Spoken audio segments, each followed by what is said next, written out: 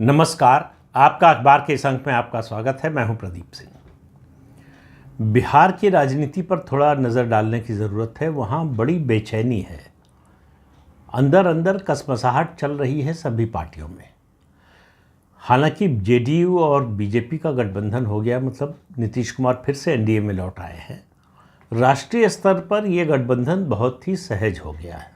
प्रधानमंत्री नरेंद्र मोदी और मुख्यमंत्री नीतीश कुमार के बीच में संबंध पहले जैसे, या कहें पहले से शायद बेहतर हो गए। मतलब दोनों की आपसी समझ, जिस तरह से जेडीयू और ख़ासतौर से मुख्यमंत्री नीतीश कुमार भाजपा के बड़े एजेंडे का समर्थन कर रहे हैं, वो वन नेशन वन इलेक्शन हो, या जो दिखाई दे रहा है अभी वक्फ एक्ट पर भी उनकी पार्टी ने कोई विरोध नहीं किया है। इससे पहले भी जितने मुद्दे आए हैं उन पर कहीं से विरोध का स्वर सुनाई नहीं दिया है।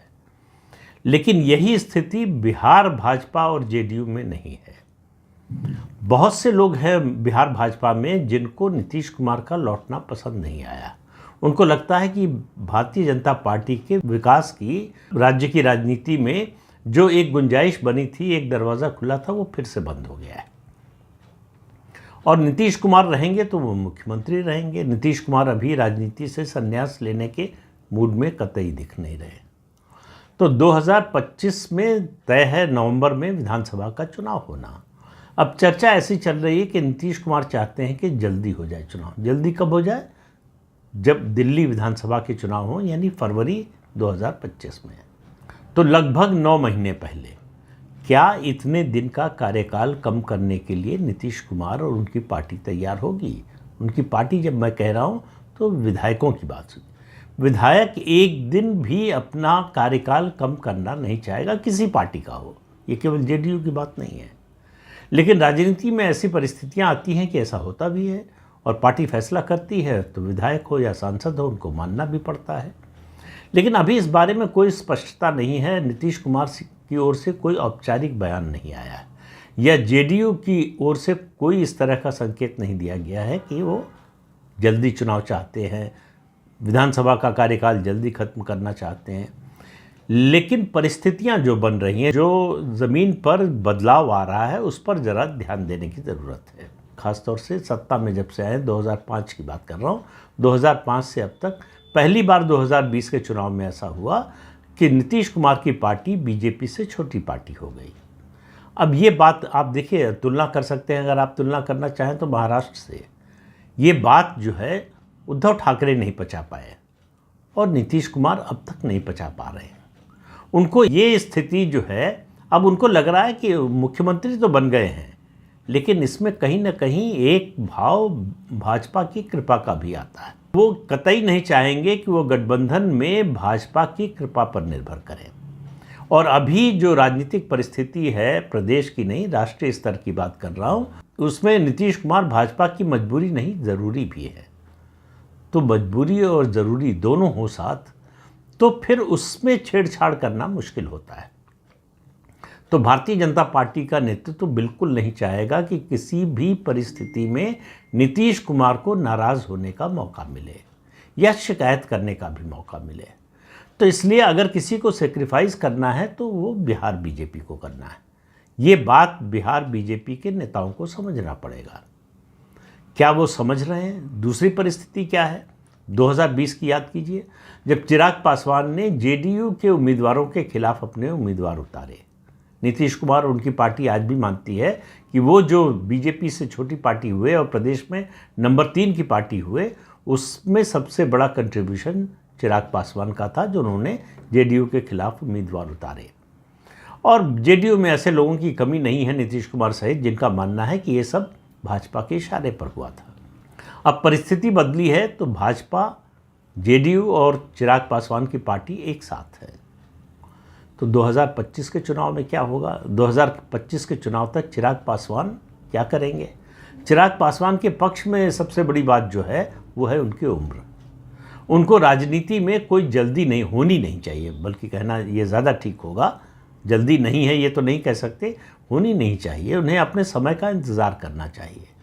तो धैर्य जो है उनकी सबसे बड़ी ताकत बन सकती है, अगर वो दिखा सकें।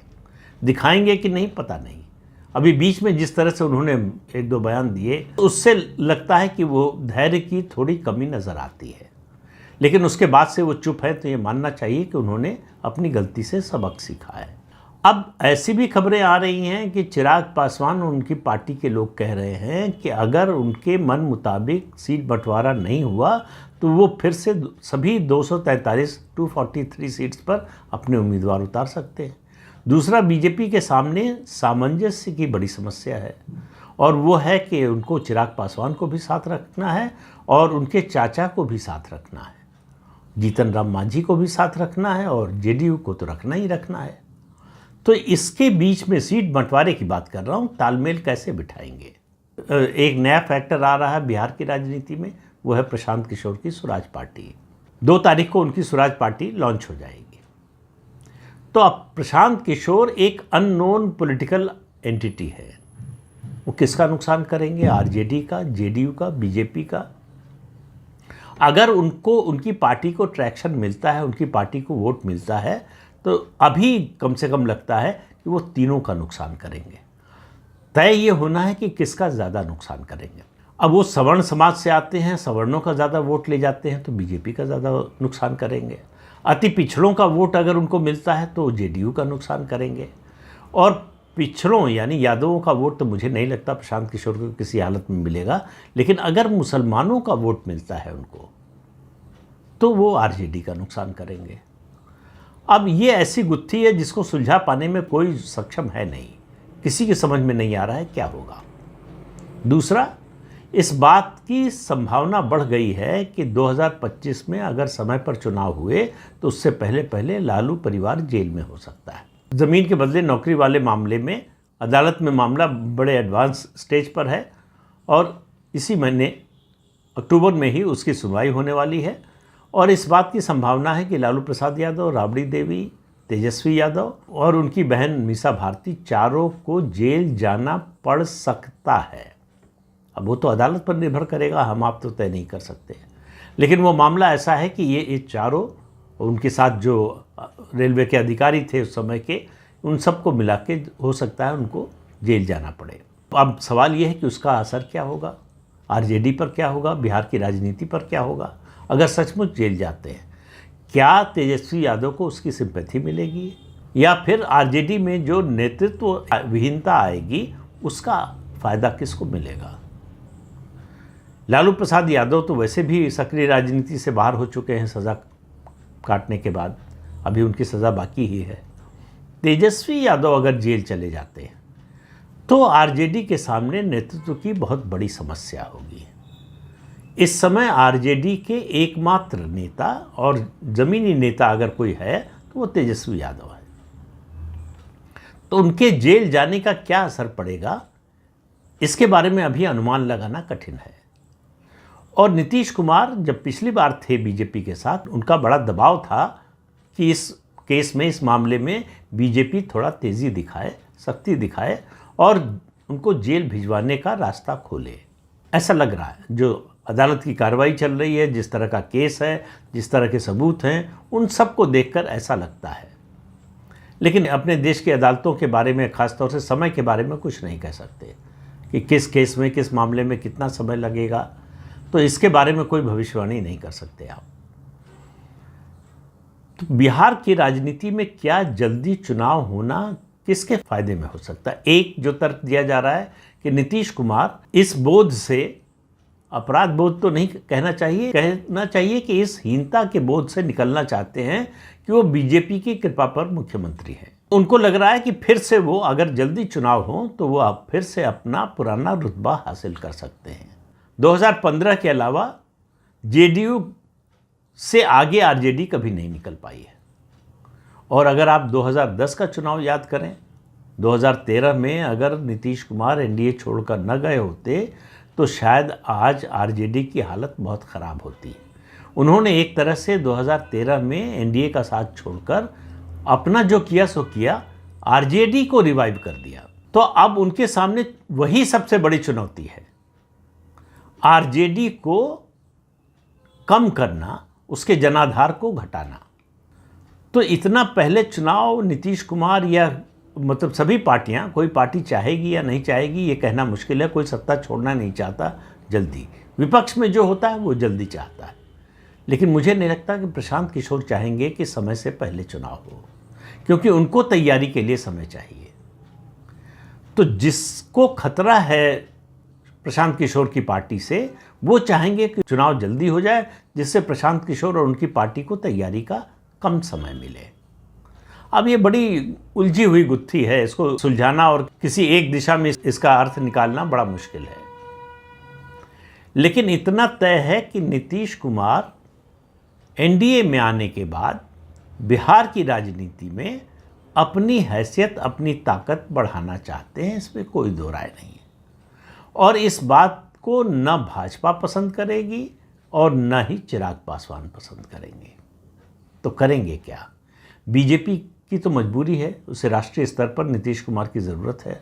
उनके 12 जो सांसद हैं वो भारतीय जनता पार्टी के लिए और केंद्र की सरकार के लिए बहुत ही महत्वपूर्ण हैं। ये बात नीतीश कुमार भी समझते हैं। आगे चलकर किसी पार्टी में तोड़फोड़ कर ले बीजेपी और नीतीश कुमार पर उनके लोकसभा सदस्यों की जो निर्भरता है वो कम हो जाए, ये नीतीश कुमार बिल्कुल नहीं चाहेंगे। तब परिस्थितियां बदल जाएंगी। ऐसा नहीं कि बीजेपी नाता तोड़ लेगी नीतीश कुमार से, लेकिन फिर उस तरह के दबाव में नहीं आएगी नीतीश कुमार के। अभी नीतीश कुमार दबाव की डालने की स्थिति में है, लेकिन एक बात याद रखना चाहिए कि 4 जून के बाद से उन्होंने ऐसा कोई काम नहीं किया है जिससे लगे कि बीजेपी की इस स्थिति का वो नाजायज़ फ़ायदा उठाना चाहते हैं या अतिरिक्त रूप से कोई दबाव डाल रहे हैं या ऐसी कोई मांग कर रहे हैं जो बीजेपी पूरी करने में उसको मुश्किल आए। तो ऐसा कुछ जो है नीतीश कुमार ने अभी तक नहीं किया है, लेकिन आगे भी नहीं करेंगे इसकी गारंटी तो कोई नहीं ले सकता। तो कुल मिलाकर जल्दी चुनाव ये ऐसा जुआ है जिसका पासा किसी भी तरफ पड़ सकता है। 2004 को याद कर लीजिए, बीजेपी को बड़ी उम्मीद थी कि जल्दी चुनाव से उसको फ़ायदा हो जाएगा। कुछ राज्यों के चुनाव जीत चुकी थी वो। 2004 के चुनाव से पहले 2003 में दिसंबर में राजस्थान, मध्य प्रदेश, छत्तीसगढ़, उसको लगा कि बिल्कुल सही समय है, पार्टी के पक्ष में माहौल है और इस समय लोकसभा चुनाव कराने से फ़ायदा होगा। लोकसभा के साथ साथ उन्होंने महाराष्ट्र की विधानसभा भी भंग कर दी, उसका चुनाव भी पहले करा दिया। महाराष्ट्र में भी हार गए और लोकसभा में भी हार गए। तो जल्दी चुनाव कराने से सत्तारूढ़ दल को फ़ायदा ही होता हो ऐसा ज़रूरी नहीं है। लेकिन 1971 का भी उदाहरण है, जब इंदिरा गांधी ने लोकसभा भंग की, 1969 में उनकी पार्टी टूट गई, 1971 में जो है उन्होंने लोकसभा भंग की, चुनाव कराए जल्दी और भारी बहुमत से जीत कर आई। तो उदाहरण दोनों तरह के हैं, लेकिन इतना तो तय है कि जल्दी चुनाव का मतलब है कि आप समय से चुनाव की तुलना में ज़्यादा बड़ी अनिश्चितता में चले जाते हैं। समय से चुनाव के लिए आपका कार्यकर्ता, आपका वोटर, आपका सपोर्टर सब मनोवैज्ञानिक रूप से तैयार रहते हैं और आपको पता रहता है कि तैयारी का समय कितना है। समय से पहले चुनाव कराने पर अचानक बहुत सारे मेहमान आ जाएं, उस तरह की स्थिति हो जाती है। तो अब कुल मिलाकर निर्भर करता है नीतीश कुमार के रवैये पर। अगर वो सचमुच चाहते हैं और इस बात पर दबाव डालते हैं कि चुनाव विधानसभा का, बिहार का जल्दी हो, तो बीजेपी नहीं करने की स्थिति में नहीं है। या तो बीजेपी उनको कन्विंस करे कि जल्दी चुनाव कराने से क्यों नुकसान होगा, या उनसे कन्विंस हो जाए कि जल्दी चुनाव कराने का क्या फ़ायदा होगा। अगर दोनों को फ़ायदा दिखता है तो ये फैसला करना आसान हो जाएगा। लेकिन सवाल यह है कि क्या दिल्ली विधानसभा के साथ बिहार विधानसभा के चुनाव हो सकते हैं? अभी कहना बहुत मुश्किल है। लेकिन बिहार की राजनीति बड़े अनिश्चितता के दौर से गुजर रही है, इससे कोई इनकार नहीं कर सकता। तीनों पार्टियां अपना अपना वर्चस्व स्थापित करने के लिए 2025 के विधानसभा चुनाव का इंतजार कर रही हैं। RJD, BJP, JDU. ये चुनाव आगे की दिशा तय करेगा, किस पार्टी की कितनी ताकत होगी और किस पार्टी का राजनीतिक भविष्य कैसा होगा।